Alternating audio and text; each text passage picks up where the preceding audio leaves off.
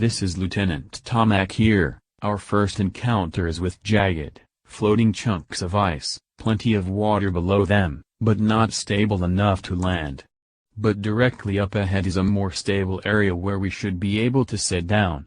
About to be there shortly, sir. Tomac out. Major Quent, we have spotted a source of running water, a steady stream being emanated by the heat below the surface. We are landing the external excursion vehicle directly at those coordinates, Acknowledged. sir. Acknowledged. This is Major Flint here.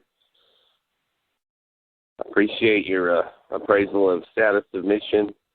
Contact me later with more information as mission progresses. Major Flint out. Lieutenant Slokowski to the Future Hope, landing successful. About to start the pumps up for water extraction into the tanks. Slokowski out. Major, this is Dr. Reeve Summer reporting in. We will very likely be down here for several hours at the very least, possibly a whole day. Dr. Reeve Summer around.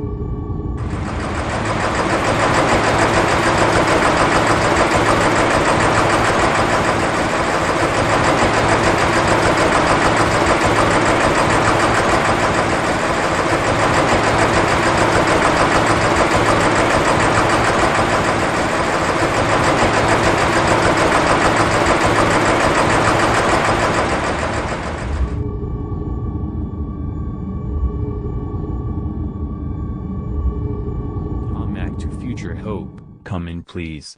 We have spotted a large claw mark in the snow. There is obviously life of some kind here on this planet. Sending visual image up to you now, continuing water extraction operation, Lieutenant Tomac out.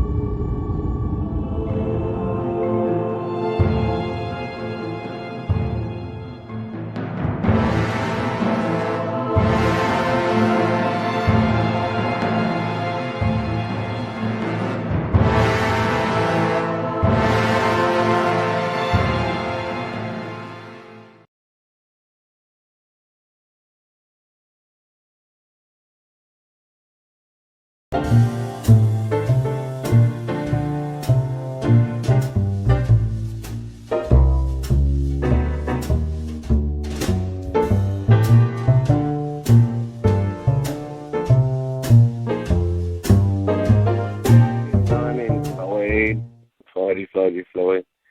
You've been coming here for a very, very long time, and you tell me the same stories over and over again, 20, 30 times and what have you, and I hope my therapy's doing you so good and all, and I'm trying to help you and what have you and so forth.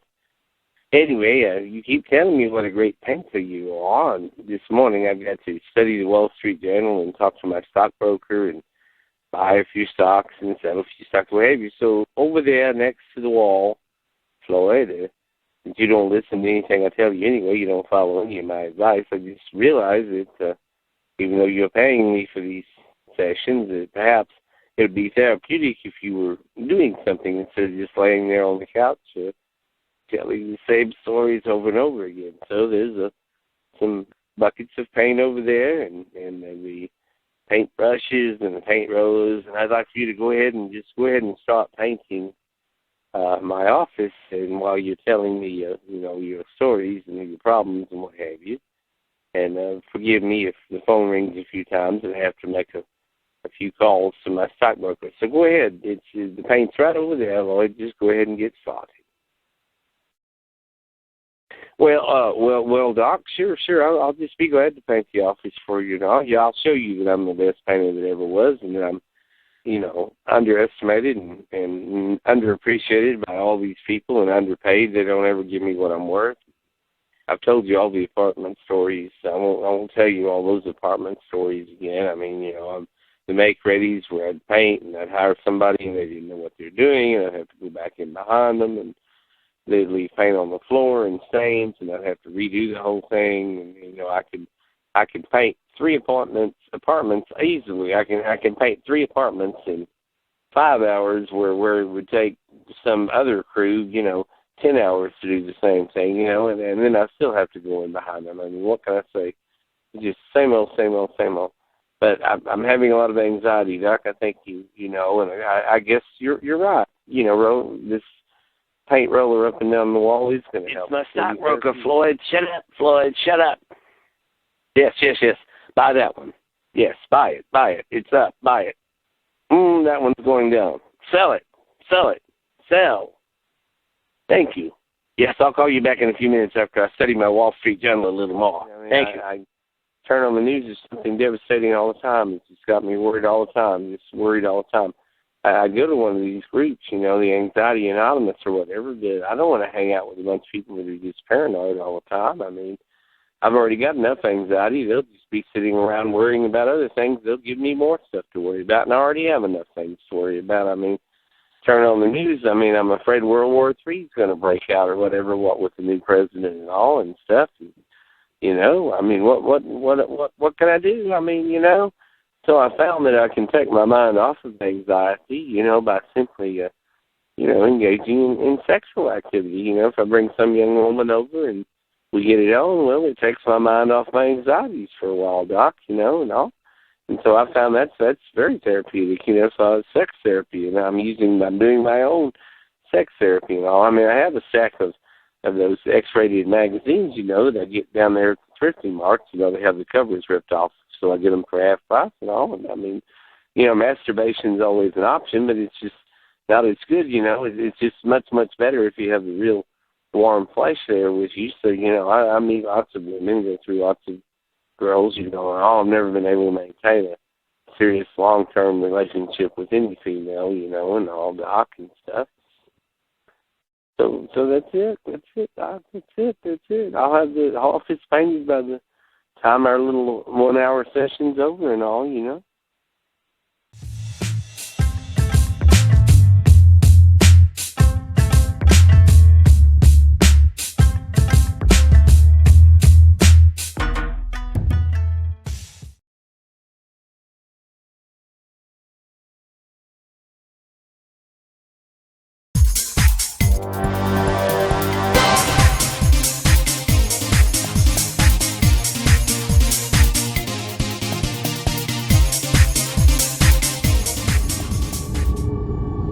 Audio Diary, Sharon C.L. Lowe.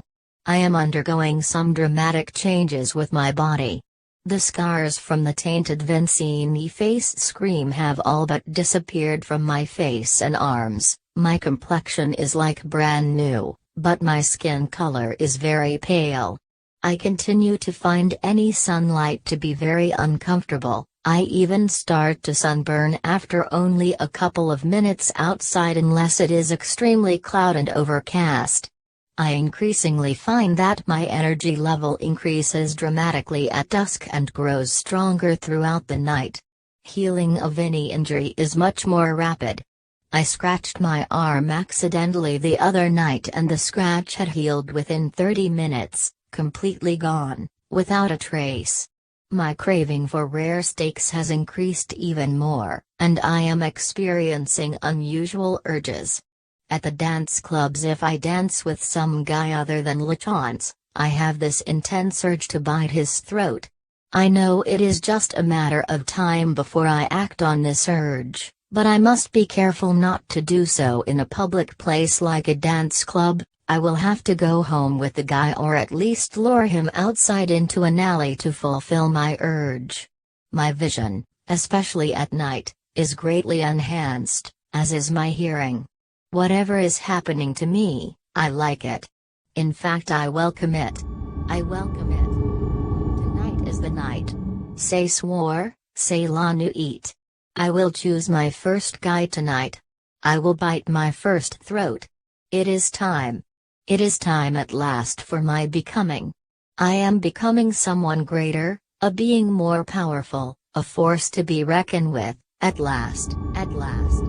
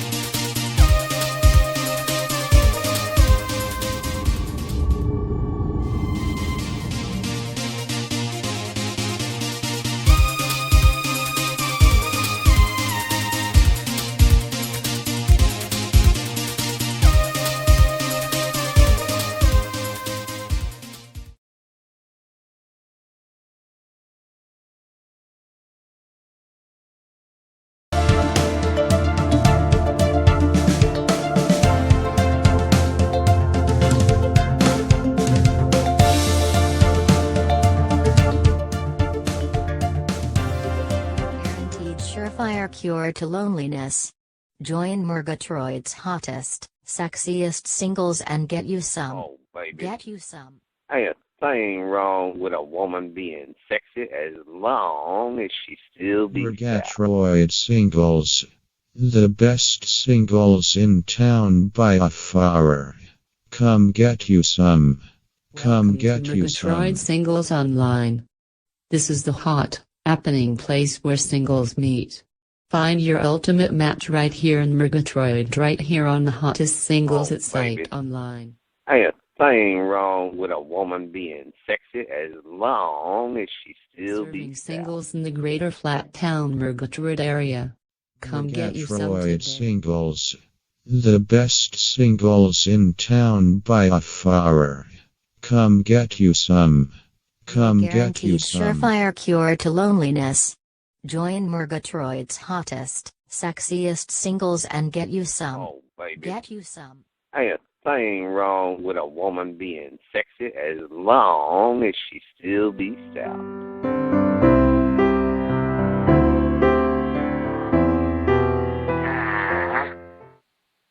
Everybody just calls me Aunt Susie.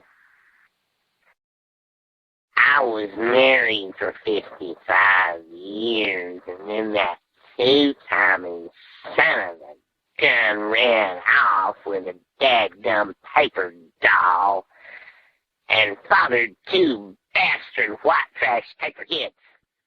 So I moved out on him. I dumped him.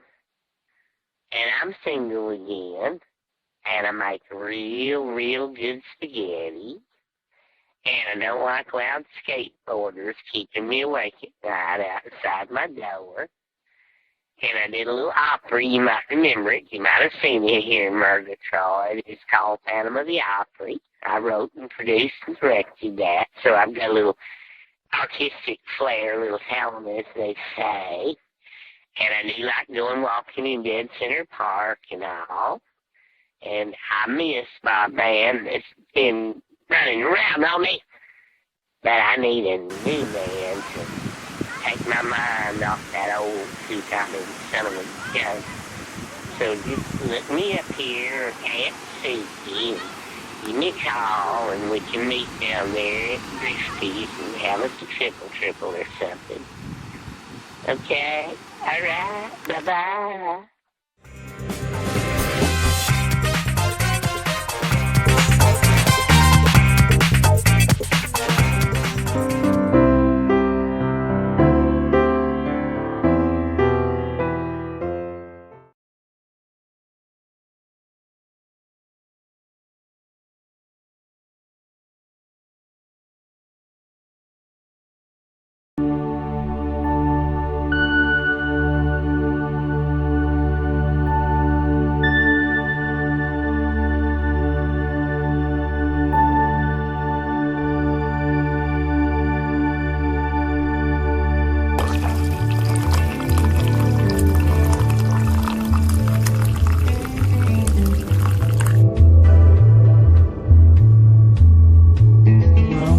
The late night Les Tomac show, Dark and The Deep. show is hosted by Humilit's son, as Les Tomac is away this week working on a documentary.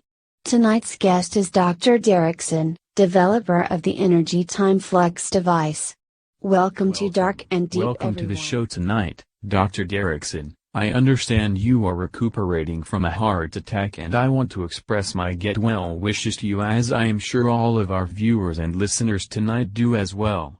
Well, Dr. Derrickson, as you are quite well aware, the Energy Time Flux device was stolen by a small armed team of paper dolls and taken into the future along with Flashy the Paper Doll and Dr. Reeb Summer. Can you tell us what the potential threat or danger level might be from all of this? And let me add that I understand that President Devane has placed you in charge of building yet another Energy Time Flux device since the original one has been stolen. First of all, I want to thank you very much, you Millicent, for having me here on the show, and I do appreciate your warm wishes for my well-being. I am feeling better after the heart attack. I have recuperated, and all I can say about to address your question is, yes, indeed, this group of armed paper dolls from the future did invade the Senate hearing, indeed, and they did seize the original energy time flux device and then took it into the future. Now, there are all sorts of unknown ramifications emanating from that.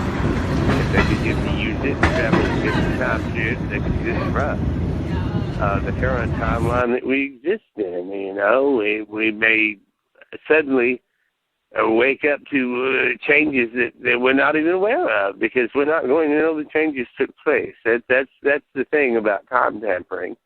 And whereas I do not agree with Senator Devane's policies, many of them, and yes, you are correct that he has ordered me to create another energy time flux device, there's yet another problem with a second one being in existence. Whenever this second one begins to be used, it's going to even further disrupt the fabric or the equilibrium of the time-space continuum.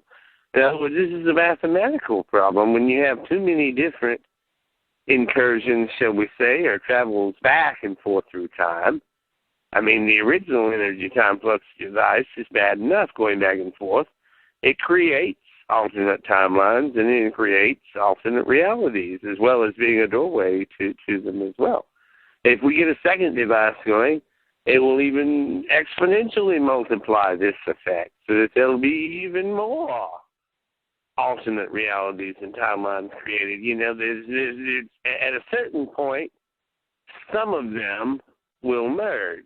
Some of the various timelines will merge. This is just a quantum physics mathematical thing. It's difficult for the layman, for the average person to wrap their mind around. I'm not sure I fully understand it myself. But I'm just telling you that there's unknown ramifications. In other words, there are no constants. Nothing that has ever happened is now permanent. Nothing that is happening at this moment is now permanent or fixed, and nothing that will happen tomorrow, next week, next month, next year, is no longer fixed or permanent. It is now variable. When you have two separate energy time flux devices going, the variables are dramatically enlarged. So I'm telling you, Hugh, and our listening audience out there and our viewers, this is a grave, grave consequence. I attempted to advise President Devane against the creation of a second device, but he's insisting upon it, and I'm afraid I have no choice. He's bound and determined to go into the future if he can, or send a team of people into the future to attempt to retrieve the original device. And, well, what can I say? I'm going to do what I can, obviously, as a loyal citizen, but I have my reservations about this whole thing. I have my reservations about it.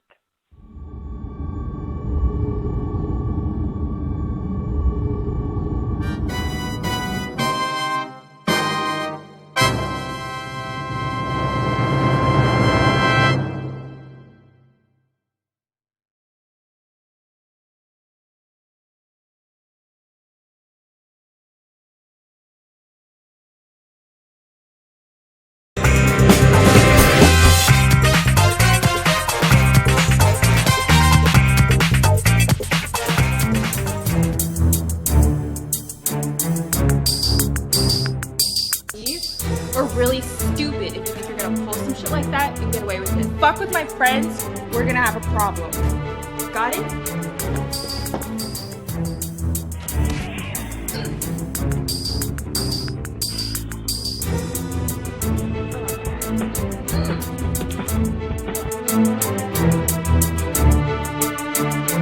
Oh, baby.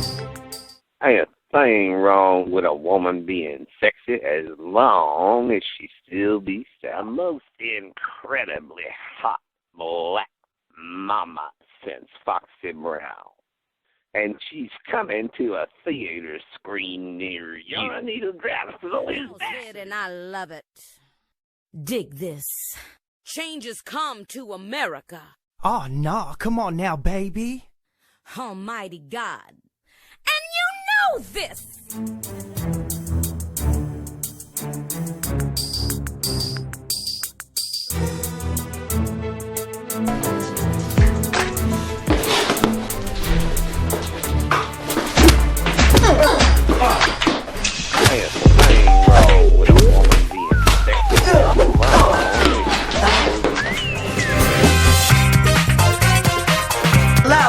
And I'll get back to you. And not interested. I know how you do. That's my phone. The history of policing in the United States stems from the caching of runaway slaves. 2015! Scroll game dish is right back.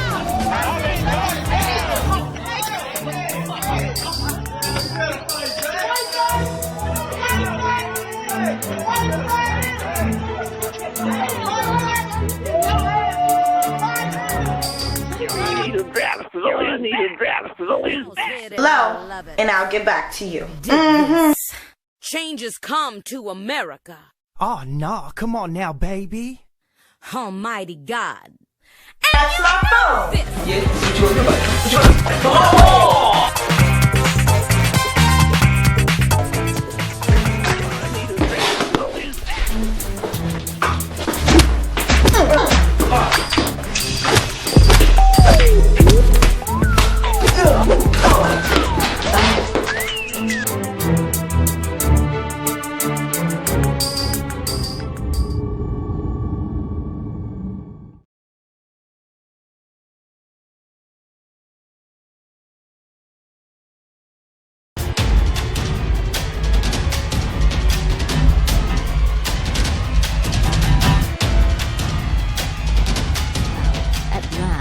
Nighttime approaches and my thirst has become insatiable. And tonight, LaChance, I am striking out on my own to fulfill my feverish bloodlust. Tonight I will hit the clubs and have my pick of the human prey, unsuspecting, unaware, like sheep being led to the slaughter, and the blood of my first shall quench my thirst and make him my slave, my minion. He will become my servant and do my bidding. And there are so many to choose from, so many, beaucoup, beaucoup. Tonight I claim my first human prey. My first.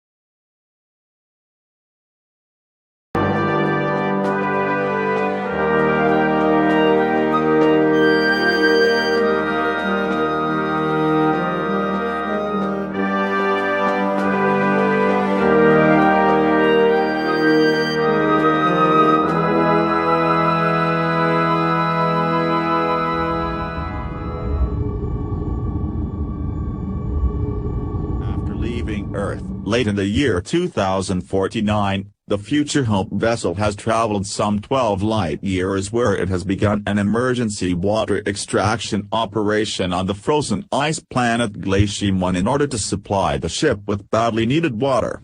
While on the surface of the planet, Lieutenant Slokowski was attacked by a creature which was later killed by Lieutenant Tomac with laser weapons. Lieutenant Slokowski has been brought back aboard the Future Hope to receive medical attention from Dr. Getrick while Lieutenant Tomac and a team have returned to the surface to load more water barrels and transport them up to the Future Hope vessel. Lieutenant Tomac here, come in Future Hope. Major Quint, I have discovered something inside an ice cave. Something very interesting, some kind of an artifact frozen solid. Request permission to bring it up to the ship for further study. I think that you as well as Dr. Getrick and Dr. Reeb Summer will be very, very interested in this thing, whatever it is. We'll bring it up along with this latest batch of water barrels, sir. Lieutenant Tomac out. Oh, come on, Major Quint, you gotta let me go. You gotta go let me go down there on that mission. Timmy, you don't have the training or experience of the people here on the ship. We don't know all of your abilities, what all you can do yet. I promise you there will be future missions. As a matter of fact, they're bringing an artifact from the ice now, bringing it up to the ship. Come with me down to the deck lounge. You can see this new artifact. Huh. That's not an artifact. Well, that's Flashy, frozen in ice. We gotta thaw her out. I agree, Timmy. Dr. Reeb Summer, Dr. Getrick, pay attention to this. Very carefully thaw her out in case she does come back to life. She may be a useful source of information. We need to figure out how she got out here and what time she comes from. She may be able to provide information to us about what's going on back on Earth. Yes, we must thaw her out. Yes. I will oversee the thawing process, and when she revives, Major, I will attempt to communicate with her. She should remember me from back at the biotech lab 3 decades ago, sir. Yes, she should.